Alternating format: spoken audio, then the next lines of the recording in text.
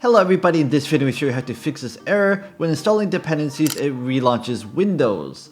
Okay, the first thing you want to do is open Xbox Game Pass. Right click on Ninja Gaiden Black, or is it Gaiden? I'm not sure. I'm gonna call it Gaiden. Click on Manage, Files, Browse. You're gonna see Ninja Gaiden 2 Black folder here. Click on that. You're gonna see content. Click on that. And there are two files that you need to fix. There's appxmanifest.xml and microsoftgame.config. So you want to right click on this, say open with, and say notepad or whatever you want to use. Now I already have it highlighted, but you want to scroll down and in brackets you'll see extensions.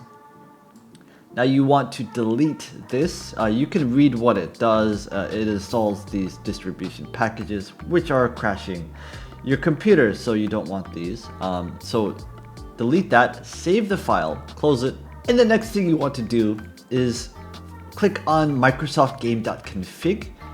Again, right click on this, open with notepad or whatever you want to open it with, and you want to scroll down. It's going to look like this. You want to scroll down until you see dependency list under bracket, and you want to click and drag it until you cover custom install actions, and you want to delete all of this.